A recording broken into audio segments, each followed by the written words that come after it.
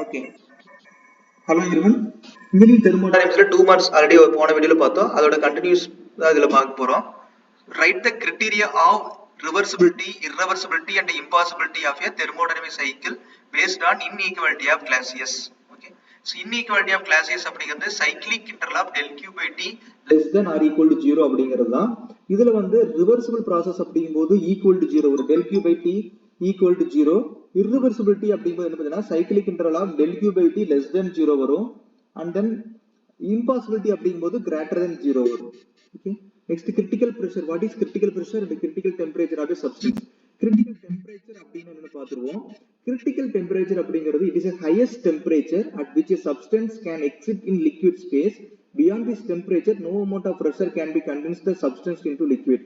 So normally critical temperature அப்படிங்கிறது T suffix C ன்னு சொல்லுவோம். இதுல வந்து பாத்தீங்கன்னா maximum temperature attain பண்ணும். அப்போ அந்த இடத்துல liquid spaceல இருக்கும். Okay, and then beyond this temperature, critical temperature க்கு அப்புறமா நம்ம pressure add பண்ணாலும் அந்த liquid வந்து நம்ம condense பண்ண முடியாது. Okay, that is known as critical temperature. ஒரு gas இருக்கு அப்படின்னா அந்த temperature என்னன்னா liquid stageல இருக்கும். அதுக்கு அப்புறமா என்னன்னு பாத்தீங்கன்னா மறுபடியும் condense ஆகாது. pressure increase பண்ணாலுமே critical pressureங்கிறது minimum pressure required to liquefy a gas at a critical temperature. ஒரு temperatureல ஒரு gas எப்படி liquid பண்ண போறோம் by using some minimum pressure. எவ்வளவு pressure apply பண்ணா அந்த gas வந்து liquid convert ஆகும் based on critical temperature, that is known as critical pressure. Okay, next one, how do you define the quality of the steam or define a dryness fraction?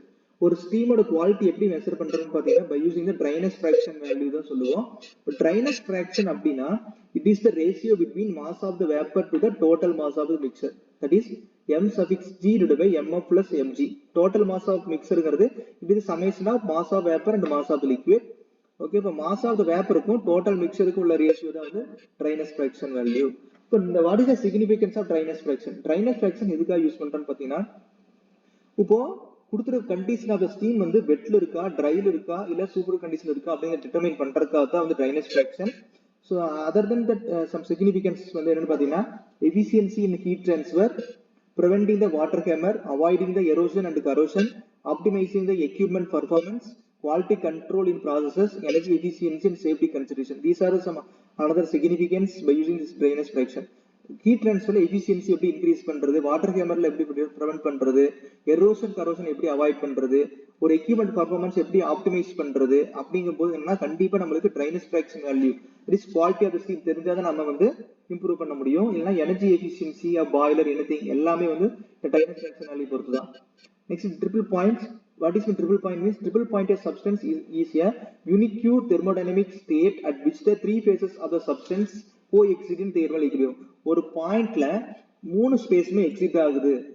எந்த பாயிண்ட்ல exist ஆகுது அப்படிங்கிறது triple point, that is solid liquid and case.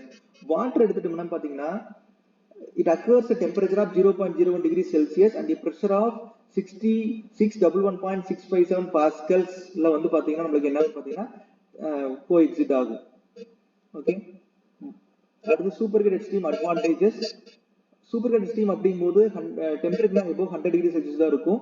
இதுல வந்து என்ன அட்வான்டேஜ்னா increased energy efficiency, enhanced turbine performance, improved temperature control, reduced condensate formation, higher thermal efficiency, drying and sterilization application, reduced heat exchanger size, increased steam velocity, better process control and flexibility. So these are some advantages. Okay, if you have any doubt please comment me and please subscribe my channel. Thank you.